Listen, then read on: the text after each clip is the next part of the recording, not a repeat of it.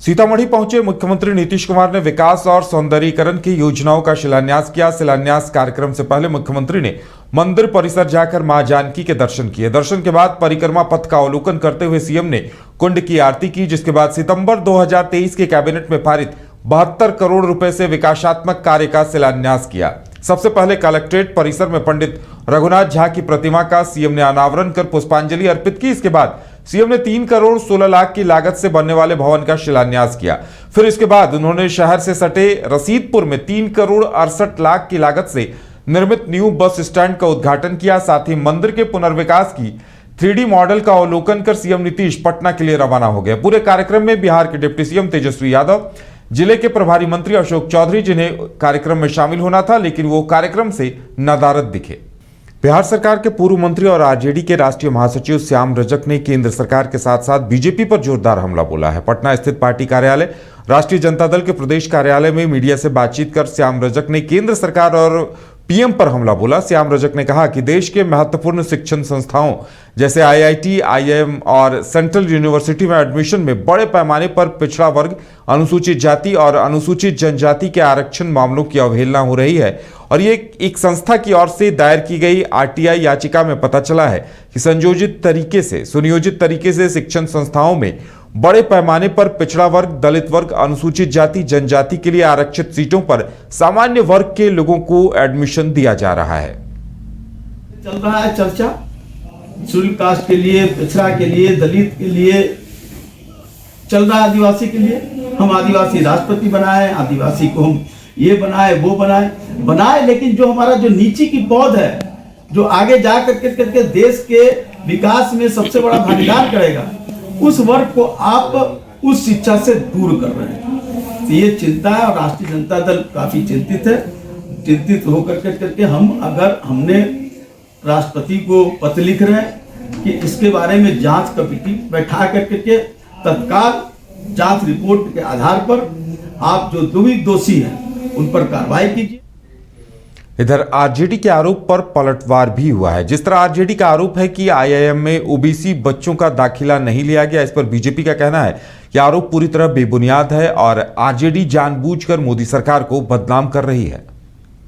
अभी आरजेडी के कुछ महामूर्खों ने प्रेस कॉन्फ्रेंस कर बयान जारी किया कि आईआईटी और आईआईएम में एससी एसटी की सीटें कुछ खाली रह गई। उनको बिल्कुल भी ज्ञान नहीं है। जब से इस देश में आरक्षण सिस्टम लागू हुआ है, किसी भी यूनिवर्सिटी में, चाहे वो आईआईटी, आईआईएम हो, चाहे जनरल यूनिवर्सिटी हो, एक मिनिमम कट ऑफ निर्धारित किया जाता है।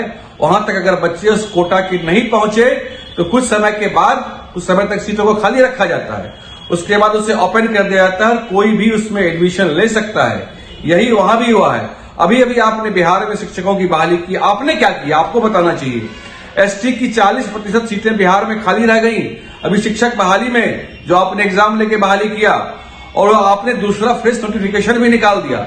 इसका क्या मतलब हुआ? इसका सीधा मतलब हुआ कि 15% आरक्षण जो था उनका, उसमें आपने 9% देकर बाकी आपने उनके खाने का काम किया। उनका आरक्षण आप खा लिए। तो आप खुद ऐसा काम कर रहे हैं, दूसरे पर आरोप लगा रहे हैं।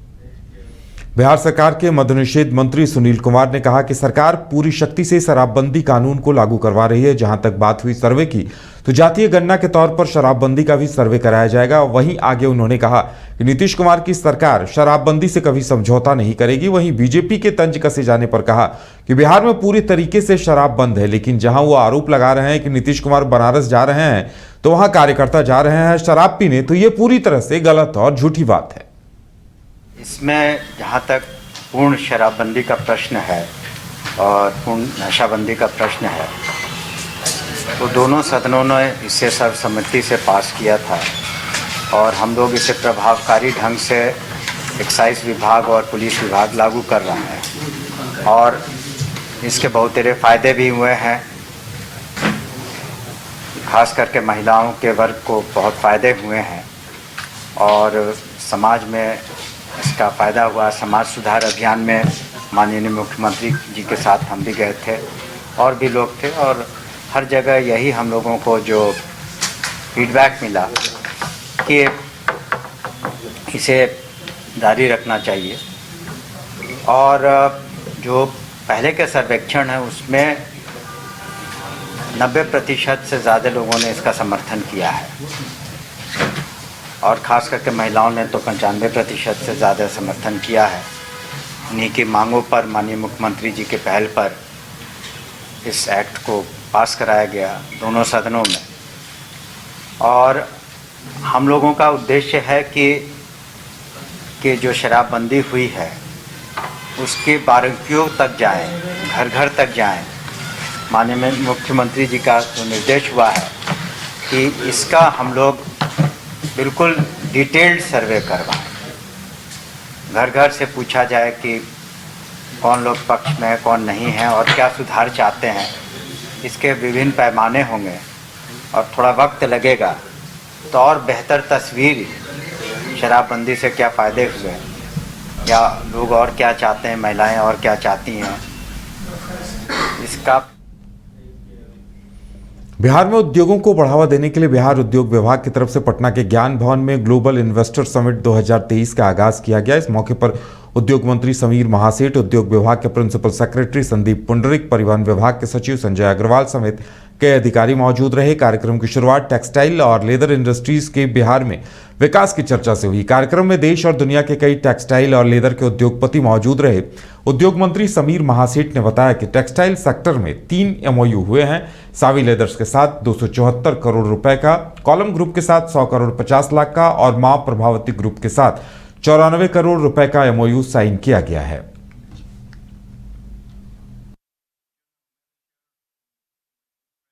So we made our mind. दूसरे दिन आया, 5 मिनट में सर ने ओके किया। The best thing what I felt is the connect between the government and the entrepreneur. What miracle can do? It's something miracle जो बॉम्बे में नहीं मिल सकता। So in just 56 days we started the factory and in 5 minutes everything was done. Electricity 6 दिन पहले पापा बोल रहे हैं कि यार इलेक्ट्रिसिटी कैसे आएगा, अभी तो ट्रांसफार्मर नहीं आया। बट 24 आवर्स में मेरे पास ट्रांसफार्मर लग गया and factory was able to start in just 56 days. इस मिट्टी को आप फिर से जीवंत कर रहे हैं सिर्फ इसलिए कि हमें पूरे देश में 1 to 10 में आना है, प्रथम केवल 3 साल में। ये टारगेट है आपका कि हम सच सोच के साथ बिहार को 3 वर्षों में 1 to 10 में लाना है और 5 साल के बाद 1 to 5 में लाना है। यही दृढ़ संकल्प के साथ हम सभी चीजों को एस्टैब्लिश कर रहे हैं। हर एक जगह जहाँ पे साल भर में जमीन मिलता था 1 सप्ताह से 10 दिन में दे रहे हैं। सारे पॉलिसी को हम रिवाइव कर रहे हैं कि जो पुराने जो पॉलिसी है उसमें आपके हिसाब से कौन सी पॉलिसी बेटर होगा, आप उस पर कैसे आगे बढ़ पाएंगे, बिहार सरकार आपको कौन सा मदद करे जिससे बढ़ते बिहार को अग्रणी राज्यों में लाने के लिए आपकी मदद की अपेक्षा है। निश्चित तौर पे सरकार काम करती है, सोच रखते हैं, लेकिन माननीय मुख्यमंत्री नीतीश कुमार जी का, आदरणीय हमारे डिप्टी CM तेजस्वी जी का सबसे बड़ा मेन मुद्दा है कि रोजी रोजगार परस्त बिहार को बनाना। और उसमें जो भी हमारे लोग उद्योग खोलने के लिए आएंगे, चाहे वो बिहार के हो या बिहार से बाहर के हों, निश्चित तौर पे बिहार सरकार हर एक जगह आपको शुरू से लेकर अंत तक वैसा मदद करेगी जो मदद की आपको अपेक्षा है। कहीं भी आपको ये नहीं। बिहार में BPSC से चयनित 55 बाल विकास परियोजना पदाधिकारियों को नियुक्ति पत्र दिया गया। इस कार्यक्रम में मुख्य अतिथि के तौर पर समाज कल्याण विभाग के मंत्री मदन सहनी पहुंचे। साथ ही BPSC के तमाम अधिकारी भी इस कार्यक्रम में मौजूद रहे। कार्यक्रम का आयोजन मौलाना मजहरुल हक ऑडिटोरियम में किया गया। मौके पर मंत्री मदन सहनी ने नियुक्ति पत्र पाने वाले अधिकारियों को बधाई दी। मंत्री मदन सहनी ने कहा कि बिहार सरकार की प्राथमिकता है कि अधिक से अधिक युवाओं को नौकरी दी जाए। 10 लाख युवाओं को नौकरी देने का माननीय मुख्यमंत्री का संकल्प है और सभी विभागों के माध्यम से अधिक बहालियों की प्रक्रिया शुरू की जा रही है।